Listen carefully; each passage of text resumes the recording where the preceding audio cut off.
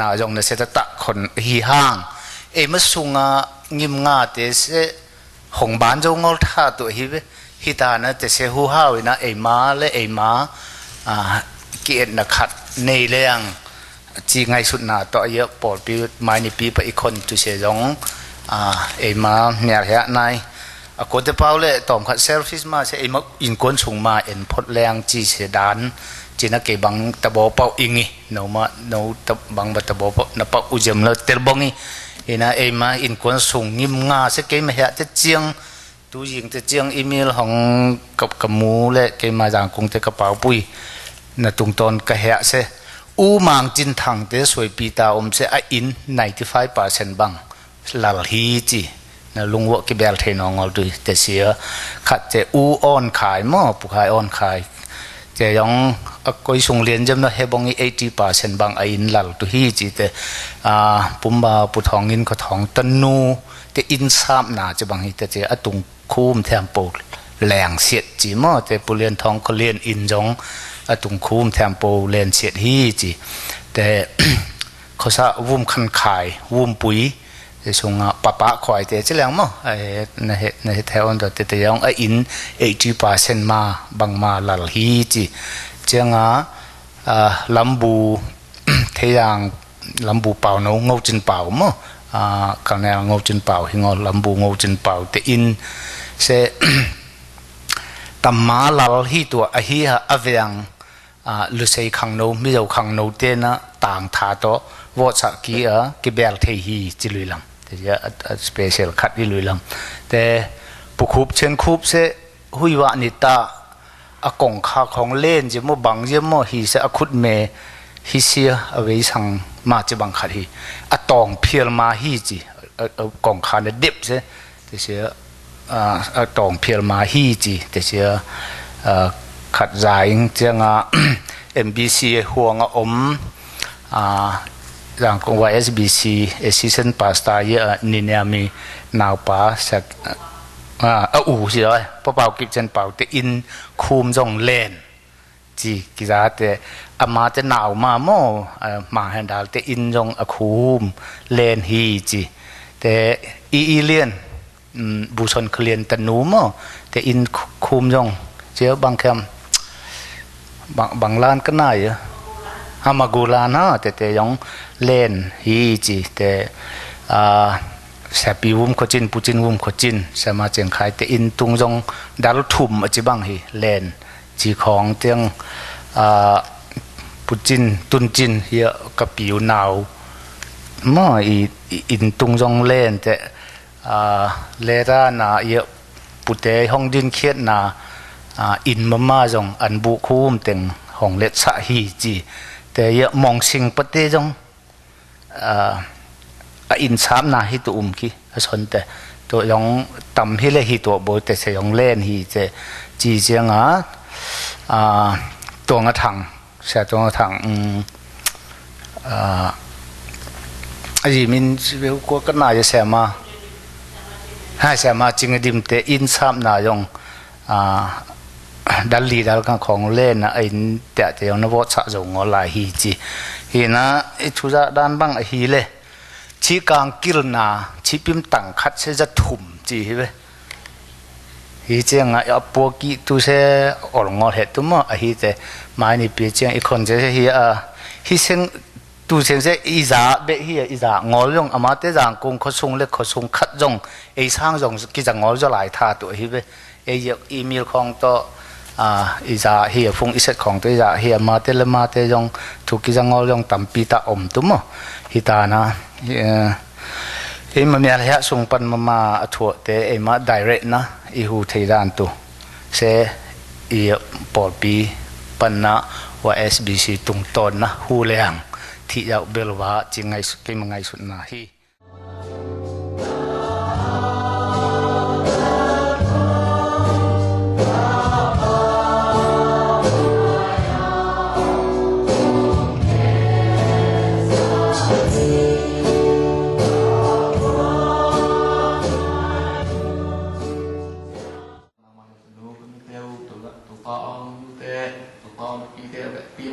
น้องมามินตัวนั่นถือว่าเป็นหนักหนีแต่อุ้ย แต่หางนะตัวป้าอ้อมเขายองมีของสวะใส่นะตัวป้าที่มันงอนตัวป้าหนูตุ้มปั้นไม้นะตัวป้าเลยที่มันน้องตัวสุปังมาเขายองแต่บามาตั้งยิงสุปันมาของเปลี่ยนสักนิดมันเลยนะมาตั้งยิงของจังนะเลยตุ้มป้าเลยตุ้มหลังเอ็ดนะเป็นตัวเนี่ยตัวป้ามันตาหนาถามสวะสักนิดแค่อยู่ดั้งโกนหนักของเดียวมาเลย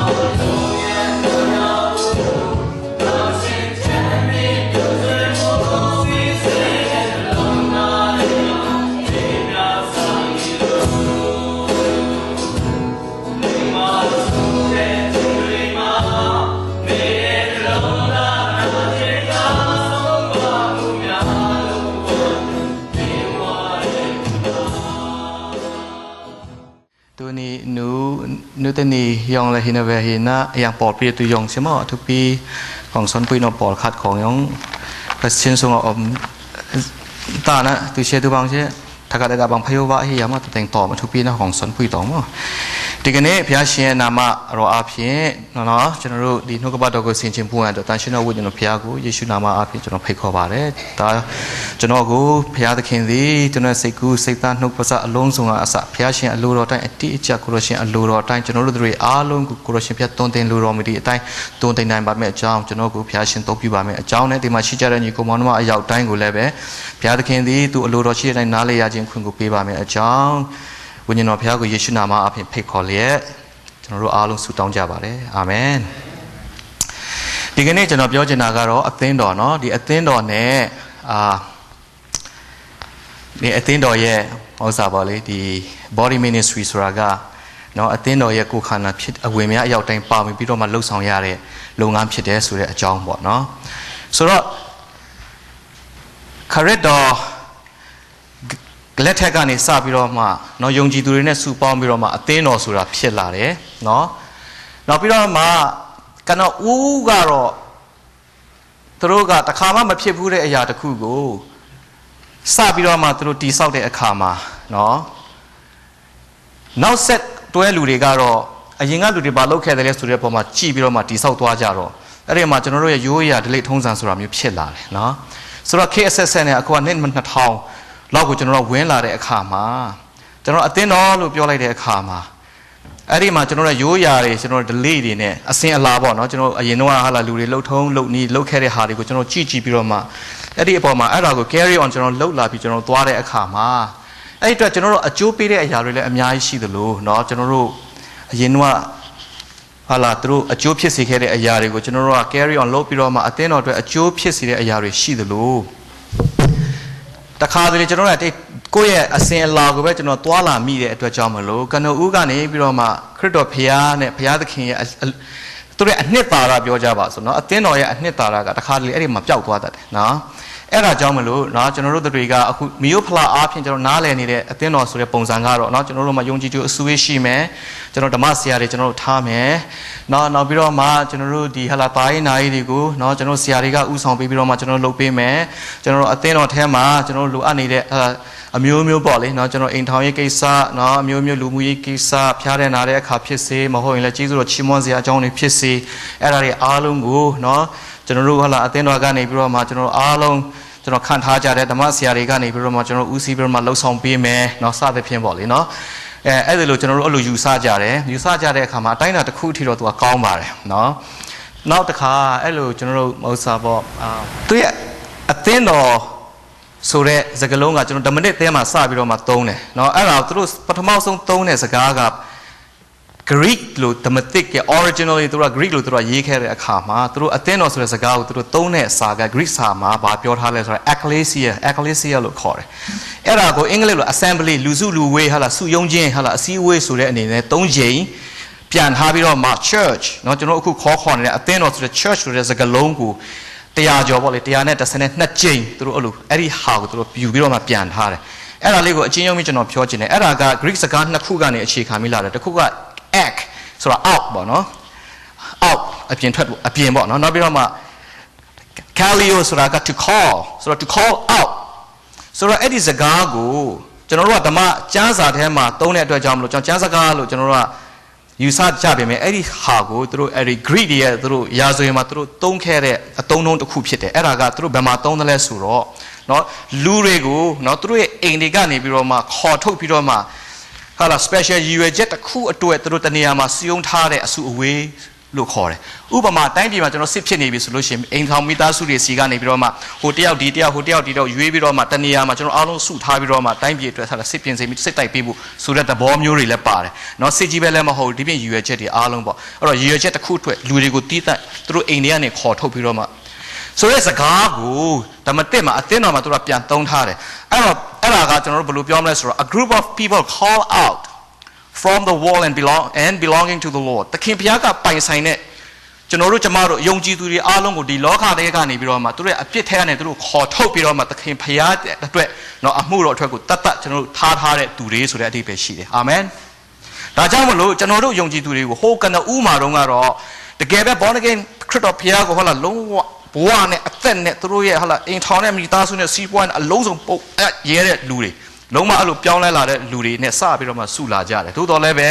ဲခေတ်ကာလကြာလာတဲ့အခါမှာကျွန်တော် traditionally နော်မိသားစုရသားသမီးတွေမွေးဖွားလာတဲ့အဲ့လိုနဲ့အစဉ်ဆက်နဲ့ကျွန်တော်ဖြစ်လာတဲ့ခါကြတော့တကယ်တော့ born again တွေပဲစုဝေးတဲ့နေရာမဟုတ်လာတော့ဘူးเนาะဆိုတော့အဲ့ဒီခါမှာကျွန်တော် strategy လေးတွေတဖြည်းဖြည်းနဲ့ပြောင်းလာတယ်အဲ့တော့အဲ့ဒီလိုလူတွေကိုကျွန်တော်တို့ကပြန်ပြီးတော့မှဒီအတိုင်းဝိုင်းကနေပြီးတော့မှသူတို့တကယ်ပဲဟုတ်စားခရစ်တော်ရလာဖို့เนาะတကယ်ပဲဖခင်ရဲ့အလိုတော်အကြံစီတော်သူတို့သိလာဖို့ဆိုတာမျိုးကိုအသင်းတော်နဲ့ပြန်ပြီးပံ့ပိုးပေးလိုက်ကဲထားပါတော့เนาะဆိုတော့ကအဲ့ဒီစကားလုံးကိုကျွန်တော်ရှင်းပြတာဒါတဲ့ ecclesia ဒီအသင်းတော်ဆိုတဲ့စကားလုံးမှာကျွန်တော်တို့ကိုလောကထဲကနေခေါ်ထုတ်ထားတယ်ကျွန်တော်လောကနဲ့တူစရာမလိုဘူးအာမင်နော်ကျွန်တော်တို့ဒီစစ်စင်လောကမှာကျွန်တော်ထွက်ပြေးတဲ့စစ်သားတွေကပထမဆုံးဘာလုပ်ကြလဲလက်နက်တွေအကုန်လုံးလွှတ်ပစ်တယ်သူတို့ uniform ချွတ်တယ်သူတို့ကိုစစ်သားမှမသိအောင်လို့အဲ့ဒီသဘောမျိုးကိုကျွန်တော်တို့ဒီဝိညာဉ်ရေးကကျွန်တော်အသင်းတော်မှာကျွန်တော်လောကထဲဝင်သွားတဲ့အခါမှာတချို့ကကျွန်တော်တို့ခရိယန်ဖြစ်မှာကြောက်ပြီးတော့မှသူတို့နဲ့ကျွန်တော်ရေလိုက်ငားလိုက်ကျွန်တော်နေကြတယ်အဲ့ဒါအလွန်မှားတယ်အာမင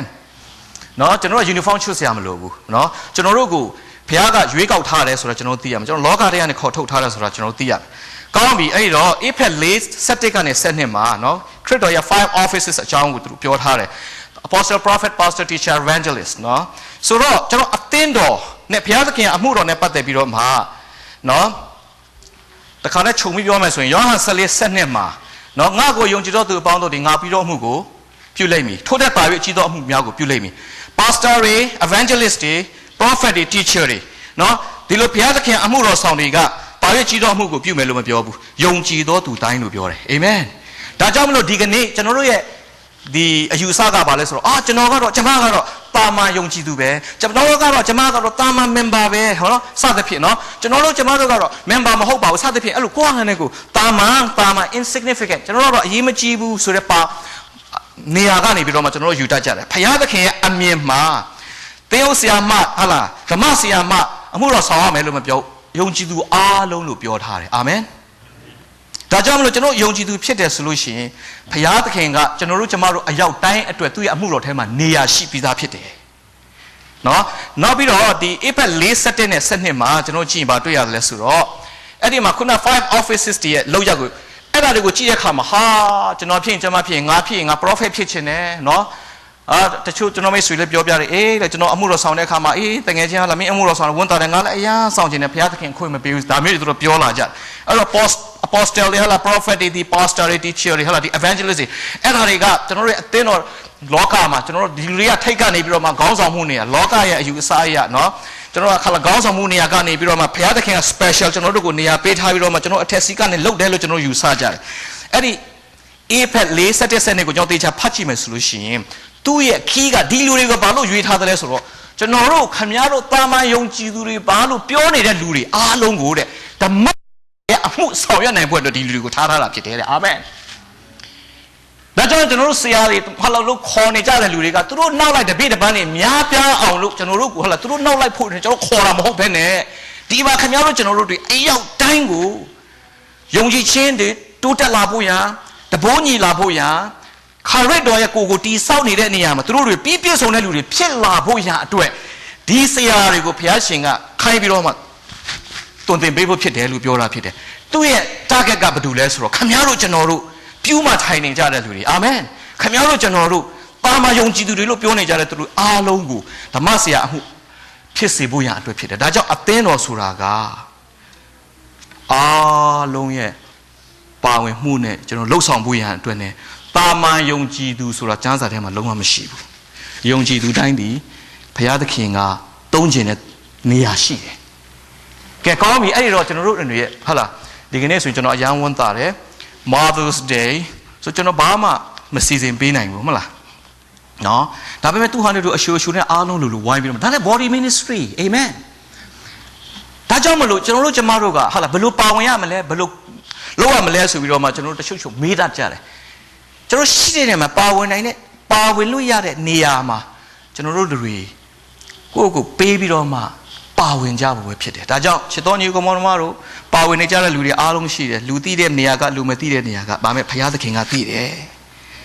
်ဘုရားသခင်အမှုတော်အတွက်ဒါငါတာဝန်ဖြစ်တယ်ကျွန်တော်တာဝန်ဖြစ်တယ်ကျမတာဝန်ဖြစ်တယ်ဆိုပြီးအရောက်တိုင်းပါဝင်ခွင့်ရအတွက်ဖြစ်တယ်ဒါကြောင့်ဘုရားသခင်ရဲ့တာကယ်ကကျွန်တော်ယုံကြည်သူတွေအားလုံးအသီးသီးပါဝင်နိုင်ဖို့ဓမ္မဆရာရဲ့အမှုလို့ပြောတဲ့အခါမှာနော်လူဆိုတော့ဝိညာဉ်စိတ်ကိုယ်ခန္ဓာရှိတဲ့အတွက်ကြောင့်ဝိညာဉ်စိတ်ကိုယ်ခန္ဓာလိုအပ်ချက်တွေအများကြီးရှိတယ် traditionally နဲ့ကျွန်တော်မီယိုဖလာဒိုနာဒလေးစာဒလေးနဲ့ကျွန်တော်သွားနေတဲ့အခါမှာတခါလေကျွန်တော်ဝိညာဉ်တဘောကိုမေ့ပြီးတော့ကျွန်တော်ကဥစ္စာအပေါ်ယံပေါ့လေဒီတခြားဟာလူမွေးတော်လကောင်ကျွန်တော်ကာယရေးရတော်လကောင်အဲ့ဒီအရာတွေကျွန်တော်အားလုံး emphasize ပေါ်ပြီးမှလုံးမိတယ်နော်ဒါပေမဲ့တချို့ကြတော့လည်းပဲဒီဝိညာဉ်ရလို့ပဲပြောပြီးတော့မှလူမွေးကို view မဆိုင်တဲ့ဟာတွေအားလုံးရှိပြန်တယ်ဆိုတော့အဲ့ဒါက out of balance ဖြစ်တယ်ဝိညာဉ်နဲ့ကျွန်တော်ကိုယ်ခန္ဓာနဲ့လုံးဝခွာလို့မရဘူးဒါကြောင့်ကိုယ်ခန္ဓာကိုပြုစုတော်သူတွေဝိညာဉ်ကိုလည်းပြုစုတတ်ရမှာအာမင်ဝိညာဉ်ကိုပြုစုတော်သူတွေကိုယ်ခန္ဓာကိုလည်းကျွန်တော်ပြုစုရမယ်အားလုံးကအကုန်လုံးမလုပ်နိုင်ဘူးဒါကြောင့်ကျွန်တော်အားလုံးတစ်ယောက်နဲ့တစ်ယောက်လိုအပ်တယ်အာမင်နော်အဲ့ဒါကြောင့်ကိုပါဝင်နိုင်တဲ့ဂါဏကနေကိုပါဝင်ပြီးတော့မှကိုပါဝင်နိုင်တဲ့ဂါဏအစွမ်းရှိတဲ့လူတွေနော် gift ရှိတဲ့လူတွေကိုလည်းပဲကျွန်တော်အပြန်လှန်ပေးပြီးတော့ကျွန်တော်လှုပ်ဆောင်တတ်ဖို့ဖြစ်တယ်ဒါကြောင့်အသင်းတော်ဒီဓမ္မဆရာ pastor တွေရဲ့ ministry မဟုတ်ဘူး evangelist တွေရဲ့ ministry မဟုတ်ဘူး prophet တွေရဲ့ ministry မဟုတ်ဘူးအားလုံးရဲ့ ministry ဖြစ်တယ်အဲ့ဒါကိုဓမ္မဆရာလုပ်တဲ့ကျွန်တော်တို့ကအစအဲ့ဒါကိုကျွန်တော်သင်ပေးတတ်ဖို့အရေးကြီးတယ်အာမင်နော်အဲ့ဒါကြောင့်လည်းကျွန်တော်အဲ့ဒါကိုမထင်ချင်မဲနဲ့ကျွန်တော်ပြောခြင်းတယ်ကျွန်တော်ရဲ့တာဝန်ကခင်ဗျားတို့တွေအားလုံးအမှုတော်ထဲမှာပါဝင်လာနိုင်ဖို့အတွက်ဖြစ်တယ်အခုကျွန်တော်ပါနေကြတယ်အာမင်မပါဘူးလို့ကျွန်တော်ပြောတာမဟုတ်ဘူးဒါပေမဲ့အဲ့ဒါကိုအနှစ်သာရရှိနဲ့ငကိုတော့ကမူရင်းအနှစ်သာရကိုမပြောက်ဘဲနဲ့ဟာလာခရစ်တော်လည်းကြွလာကနေပြီဖြစ်တဲ့အတွက်ကြောင့်မလို့အဲ့ဒီဟာတွေအားလုံးကိုကျွန်တော် balance နဲ့ကျွန်တော်ဆက်ပြီးချီတက်ကြဖို့ဖြစ်တယ်အရောက်တိုင်းဘုရားသခင်ကောင်းကြီးပေးပါစေအာမင်